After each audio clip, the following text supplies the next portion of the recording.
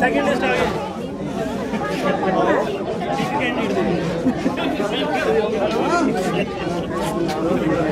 आप ऐड तो कर रहे हो, आप ये अपनी डिस्कशन हमारा नेता कैसा हो, अभी दुनिया जैसा हो, हमारा नेता कैसा हो, अभी दुनिया जैसा हो, हमारा नेता कैसा हो, अभी दुनिया जैसा हो, हमारा नेता कैसा हो, अभी दुनिया जैसा हो, हमारा नेता कैसा हो, अभी दुनिया जैसा हो।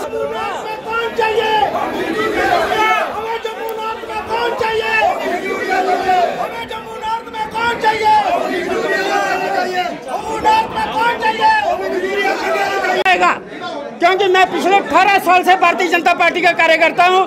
जैसे एक बच्चा स्कूल निकलता है त्योहारों के, मैं भारतीय जनता पार्टी के एक काम के लिए निकलता था और मैंने पूरे जम्मू कश्मीर में अनुसूचित जाति समाज को भारतीय जनता पार्टी में जोड़ा हुआ। अगर भारतीय जनता पार्टी के मेरे जैसे कार्यकर्ता के साथ अगर ऐसा होता है, जो लोग पैराशूट से आए हैं उनको हमारा अनुसूचित जाति समाज का पूरा समाज उनको उल्टे पांव वापस भेजेगा। इसलिए पार्टी को अपना निर्णय बदलना पड़ेगा।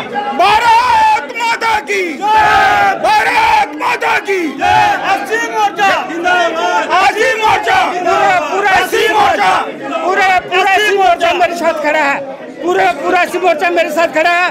अगर पार्टी ने अपना निर्णय नहीं बदला तो पूरे का पूरा मोर्चा काम नहीं करेगा। किन कैंडिडेट की उम्मीद कर रहे हैं, किस कैंडिडेट की उम्मीद?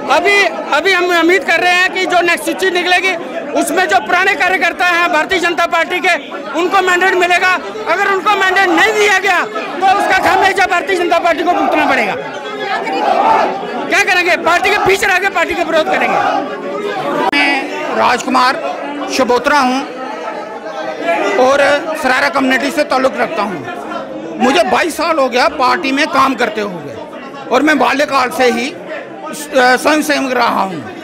देखिए कि इस प्रकार से जो कि मैं खुद इससे परेशान हूँ कि मुझे ऐसा क्या हो गया कि माननीय तरुण चुग जी साहब ने हमारे साथ ये बात की थी कि पार्टी मोर्चे के अलावा किसी और को टिकट नहीं दिया जाएगा, बाहर से कोई भी आदमी नहीं आएगा।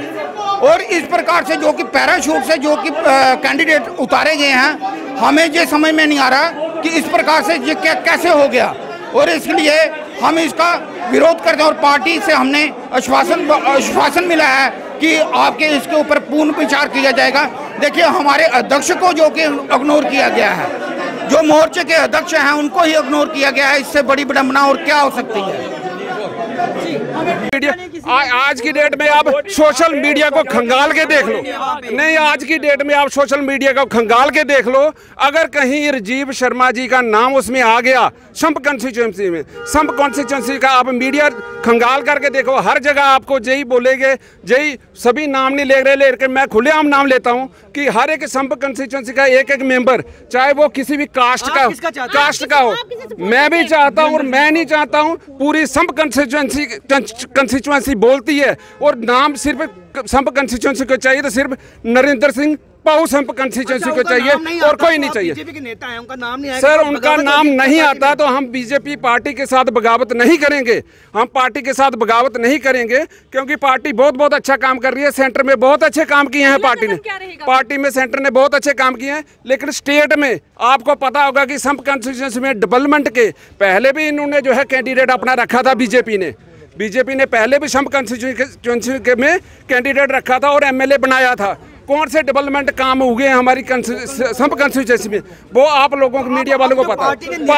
संगठन ने निर्णय लिया है।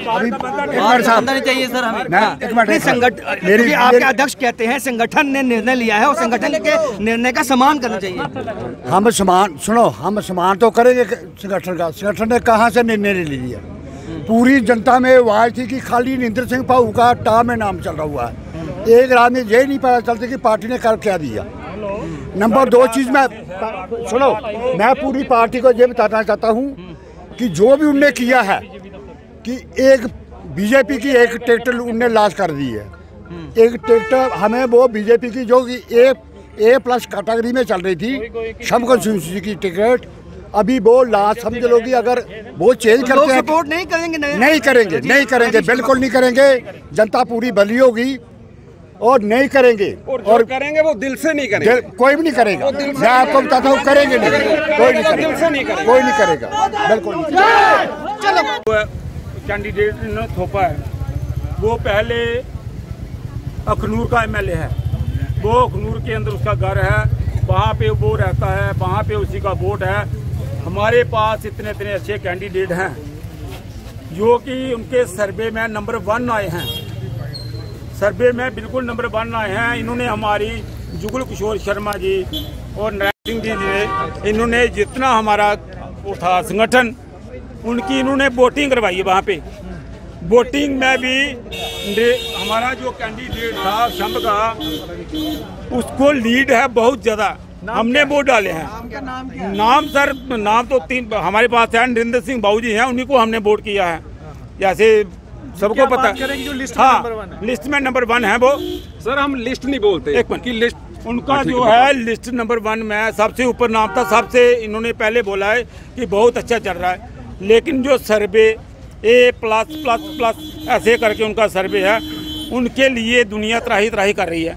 जो बंदा हमारे पास आया नहीं कभी, मरने पे, जीने पे, शादी पे, गमी पे, लेकिन मुझे ये समझ नहीं आया वो कैंडिडेट इन्होंने कैसे दे दिया वहाँ पे। इसलिए मैं भी एक मंडल का वाइस प्रधान हूँ और शक्ति केंद्र भी हूँ, लेकिन ये जो जनता है खौड़ के अंदर बहुत बड़ा प्रोटेस्ट हुआ है, जिसके लिए लोग मतलब बिल्कुल पार्टी को नुकसान पहुँचाएंगे।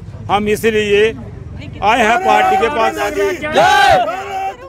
कारण क्या लग रहा है कि लिस्ट निकली है, उसमें आपके नेता को नंबर जो है उनका नहीं बना? नंबर बना है। देखो शंभ के अंदर 5 हमारे कैंडिडेट हैं, 5-6 जो भी हैं बहुत अच्छे हैं। हम एक का नाम भी नहीं लेंगे, लेकिन बहुत अच्छे कैंडिडेट हैं। मेरा कहने का मतलब ये है कि आप अखनूर का एमएलए, पहले वहाँ पे 1,05,203 वोट है। क्या 1,05,203 में से सभी मर गए हैं? वो जो पार्टी की सेवा करते हुए, मेरे को 20 साल हो गया पार्टी की सेवा करते करते, वो लोग भी हैं, पार्टी के लिए जान देते हैं वो लोग। लेकिन आज आप उसको, वो सीट रिजर्व हुई अखनूर वाली, आप उस एमएलए को उठा के हमारे के ऊपर थोपोगे, तो जो हमारे कार्यकर्ता लोग हैं, जो हमारे वोटर हैं, वो इस चीज़ को एक्सेप्ट नहीं कर रहे हैं। वो कि पैराशूट आपके ऊपर, पैराशूट की तरह फेंक रहे हैं। देखो सबको पता है भी कि वो अखनूर के एमएलए हैं। यहाँ पे बिल्कुल कट्टरगंजी हुई है। आप आज भी सर्वे करवा लो, हम ये कहते हैं कि आप सर्वे करवाइए, आइए वोटिंग करवाइए, संगठन की वोटिंग करवाइए। आप अगर आपने करवाइए, जनता से पूछिए। मेरे ख्याल में 3-4 सर्वे वहाँ पे हुए हैं, सबके सब जो हमारे कैंडिडेट थे उनके हुए 5 जो 4-3-5 थे। लेकिन ये कहाँ से हमारे ऊपर फेंक दिया उन्होंने। आपके नेता का नाम नहीं आता तो क्या होगा? सर ऐसा है, अगर नेता का नाम नहीं आएगा, बार बार ये बोल रहे हैं पार्टी को बहुत हम बताते हैं सर, अगर हमारा नेता नहीं आएगा तो क्या होगा, हम बताते हैं सर। सर आप ये MLA, member of legislative assembly, ये एमएलए कोई गवर्नमेंट की अपॉइंटमेंट नहीं, कोई प्रिंसिपल की अपॉइंटमेंट नहीं, कोई एसपी डीएसपी की अपॉइंटमेंट नहीं है कि आप कहीं से उठा करके उसको पोस्ट कर देंगे, उसके सपोर्टिंग बंदे वहां पर रहेंगे। आज की डेट में जो हमारे शंभ कंस्टिट्यूएंसी के जो लीडर आज की डेट में काम कर रहे हैं, जिन्होंने कितने कितने साल हो गया, 20-20 साल हो गया शंभ कंस्टिट्यूएंसी में काम करते हुए, उन्होंने गवर्नमेंट के पैसे को इस्तेमाल नहीं किया। उन्होंने किसी भी पार्टी का पैसा इस्तेमाल नहीं किया। उन्होंने अपना कमाया हुआ पैसा लोगों पे लगाया। उन्होंने गरीब बंदों के बारे में सोचा। उन्होंने टिकट दिया क्या है? राजीव उनका नाम है। किस हवाले से आज ये प्रेस कॉन्फ्रेंस बुलाई गई? मैं आप सब मीडिया वालों का शुक्रिया अदा करता हूं। हमने बड़े शौक से बीजेपी को ज्वाइन किया था और उन्होंने हमें आश्वासन दिया था कि आप एक बरादरी वाले लोग हो। हम चाहते थे कि ये टिकट जो है हमें दी जाए या हमारे और 2-3 साथी हैं उनको दी जाए तो ये सीट हम निकाल सके। लेकिन उन्होंने कहा जी बुखारी साहब का एक फेस है। बुखारी साहब 1996 से लेकर 2002 तक हमने उनकी हमेशा सपोर्ट किया, उनको एमएलए बनाया। आज वो बीमार हैं, आज कमज़ोर हैं, उनके बस का रोग नहीं कि लोगों के मसाइल हल कर सके। एक तरफ हमारे जो सियासी दुश्मन है वो दिन ब दिन जो है वो कैंपेन चला रहा है और बुखारी साहब जम्मू में बैठे हुए। मैं पूछना चाहता हूँ बीजेपी के उन सीनियर लीडरों से कि आपने क्या सोचकर तो बहारी साहब को आपने टिकट दी है या उसका अनाउंसमेंट किया आपने। यहाँ पर गुज्जर बरादरी के बाद 2 तबके या 3 तबके जिनका वोट ज़्यादा है, एक जिम्मेदार तबका जिनको राजपूत नाम कैसे पुकारा जाता है, एक कश्मीरी तबका जो एक बहुत बड़ी तादाद में है, और उसके बाद जो ओबीसी तबका। बहारी साहब ये कहते हैं कि मैं ना हमीद मनास को बर्दाश्त करूं ना सोहेल मलिक को बर्दाश्त करूं। मैं बहारी साहब को पूछना चाहता हूं, जब 1996 में आपकी और मेरी कुरान अंदाजी हुई थी तो मैंने तो बड़े शौक से आपको जिताया था। मैंने नहीं जिताया, पूरी कौम ने आपको जिताया था। लेकिन आज इस बात का बड़ा दुख है कि बहारी साहब कहते हैं कि ये 2 तो है ही नहीं, इनका सियासी कैरियर ही नहीं है। आज हम ये बताना चाहते हैं बहारी साहब, हमारा सियासी कैरियर है नहीं है, अब हम बताएंगे। लिहाजा मुझे बहुत दुख हुआ पार्टी के हाईकमान से। मैं आज भी ये कहता हूँ, अभी सोच विचार का टाइम है, सोच लो। हम चाहते हैं कि एक वादा हमने किया था, वादा ये किया था आप हमें एसटी दो और हम आपको जो है ये सीट निकाल कर देंगे। हम आज भी उस वादे पर बिल्कुल पाबंद हैं। लेकिन अगर आप मुश्ताक बहारी को टिकट दोगे तो इसका मतलब यह है कि यही वोट जो आपका वही 5-6 हज़ार के गेड़ में आ जाएगा, इससे ज्यादा नहीं जा सकता। यह कल फिर हम पर एक इल्जाम लगेगा कि पहाड़ियों ने जो है वो गद्दारी की है। यहाँ पहाड़ियों की बात नहीं है, यहाँ हर तबका ये कहता है कि वो लीडर होना चाहिए जो लोगों को काम करे। मैं कहता हूँ मेहताब बहारी था, सोहेल मलिक था, मैं था, अपने माशूक ख्वाजा था, क्या हम लोग इस काबिल नहीं थे? लेकिन अफसोस इस बात का है कि हमें जानबूझ के इग्नोर किया गया है। मैं अपनी इस आज की प्रेस कॉन्फ्रेंस के वसादत से मैं होम मिनिस्टर साहब से भी और रविंदर राणा साहब से भी मैं गुजारिश करता हूँ कि अभी वक्त है, सोचे, यह ना हो ये सीट हमारे हाथ से निकल जाए और हम पर आपको कल कोई गिला करने के लिए तैयार नहीं है, क्योंकि लोगों ने बगावत किया है। लोगों के इतने फोन आ चुके हैं कि आपके साथ ये जुल्म हुआ है। आप वो जो मेरे 2-3 साथी हैं, आप लोगों के साथ एक जाती हुई है। अगर मुश्ताक बहारी के सेहत ठीक नहीं है, आज 4 साल से वो सुप्रीम कोर्ट नहीं आ सका, आज उसको ये ऑक्सीजन चाहिए, उसको घुमाने के लिए एक चापर चाहिए। ये चापर ऑक्सीजन आप साथ ले आए तो ठीक है, घुमाएं, हो सके लोग उसको वोट दे दें। लेकिन मैं जो आज लोगों के सुबह के अभी तक मुझे फोन आए हैं, फोनों का लोगों ने बहुत जो है वो एक अफसोस का इजहार लोगों ने किया है कि जो काम करने वाले लोग हैं उनको बस्ता खामोशी में ले जाते हैं, जो काम नहीं कर सकते हैं उन लोगों को आगे लाया गया है। लिहाजा आज के प्रेस कॉन्फ्रेंस जो है या हम सब साथी जो है, क्योंकि हमने इसको इमरजेंसी में दी है, अभी हजारों की तादाद लोग इस प्रेस कॉन्फ्रेंस में शामिल हो जाते थे। मैं कहता हूँ कि उससे पहले कोई फैसला हो, यह छोटी सी प्रेस कॉन्फ्रेंस हमें दी है ताकि ऊपर वाले सोच लें हमें क्या करना चाहिए। अगर नहीं हुआ हम अपना रास्ता जो है दूसरा अलग कर लेंगे। शुक्रिया। बहारी साहब की जात से हमें कोई दुश्मनी नहीं है, लेकिन मैं कहता हूँ कि 5 साल जो आदमी लोगों के काम ना आए, गमी खुशी में जा ना सके, तहसील थाना पर जा ना सके, DCSP दफ्तर जा ना सके, तो उस आदमी को टिकट मिले तो उससे क्या पक्का रख सकता है कि वो लोगों को एक मसाइल हल करेगा। जो उसका हरीफ दूसरा है, चाहे वो कांग्रेस का है या नेशनल कॉन्फ्रेंस का है, वो दिन दहाड़े लोगों के काम करते हैं, हम लोग ही काम करते हैं। लेकिन हमारे पास कौन सा वो ऐसा हथियार है कि जो लोग लेकर तो हम एडमिनिस्ट्रेशन के पास जाएंगे।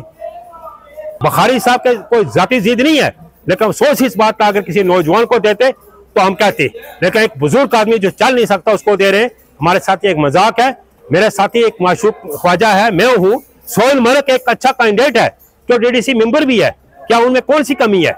हमें क्यों इग्नोर किया गया है? मैं ये पूछना चाहता हूँ जनाब वाला इस मुतलका सरकार को, इस पार्टी से भी। हाँ रेशमी जी, मैं भारतीय जनता पार्टी जिला जम्मू नॉर्थ से दूसरी दफा जिला अध्यक्ष बना हूँ और पार्टी का लगभग 40 वर्षों से भारतीय जनता पार्टी का काम कर रहा हूँ। मुझे अपनी आदरणीय रविंदर राणा जी से बातचीत हुई है और आदरणीय हमारे प्रदेश के संगठन मंत्री अशोक कोल जी से बातचीत हुई है और शाम तक उन्होंने कहा कि जो शाम तक इसका निर्णय भारतीय जनता पार्टी के प्रत्येक एक कार्यकर्ता के हित में होगा। जे हमें आश्वासन भारतीय जनता पार्टी के हमारे प्रदेश के अध्यक्ष आदरणीय रविंदर राणा जी ने दिया है। फिर कार्यकर्ताओं से बैठकर इसके ऊपर पूर्ण विचार किया जाएगा। सभी कार्यकर्ता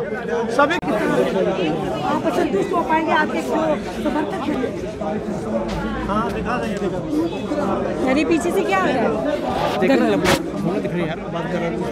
मान लो पिछले 40 साल से संगठन के प्रति समर्पण भाव से काम करते हैं। 2 बार गोलियां चली हैं इनके ऊपर। चलो मुझे मालूम है एक बड़े 40 साल की जिंदगी होती है, पूरी लाइफ दे दी, पूरी लाइफ दे दी, पूरी लाइफ दे दी, कोई नहीं, पूरी लाइफ दे दी। अगर इनको अपना घर परिवार छोड़ के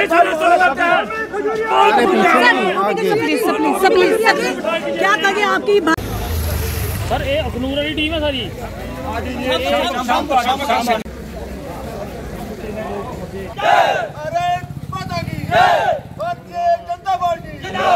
अखनूर से भी लोग पहुंचे कार्यालय।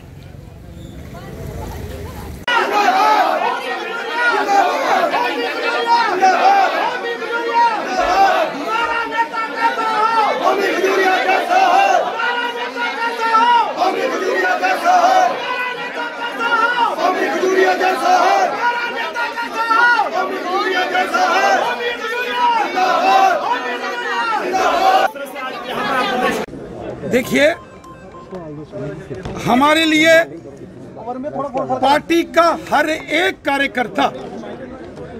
कार्यकर्ता पोलिंग बूथ के कार्यकर्ता से लेके हमारे राष्ट्रीय नेतृत्व, सभी कार्यकर्ता, हम सब एक परिवार के सदस्य हैं, एक फैमिली हैं। परिवार के सदस्य जब मिलकर रहते हैं और अनुशासन में रहते हैं तो परिवार मजबूत होता है। सर गुस्सा किस चीज का है? सर गुस्सा किस चीज का हो रहा है? फिर मैं यहाँ मौजूद सभी कार्यकर्ताओं से जो जम्मू कश्मीर के दूर दराज इलाकों से यहाँ पहुँचे हैं, मैं आप सभी कार्यकर्ताओं से एक एक करके सबसे मुलाकात करूंगा। सबकी बात सुनी जाएगी, सबकी, हर एक कार्यकर्ता की बात सुनी जाएगी। और मैं आपको विश्वास दिलाता हूं, अगर किसी के मन में कोई मनमुटाव हो गया वो भी हम दूर करेंगे, लेकिन हम सबको अनुशासन में रहते हुए सब कार्यकर्ता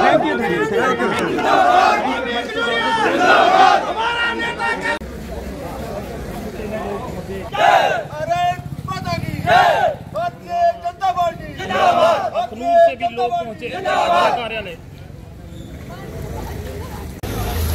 सर ये अखनूर वाली टीम है सारी। नेता कैसा हो, हमारा नेता कैसा हो,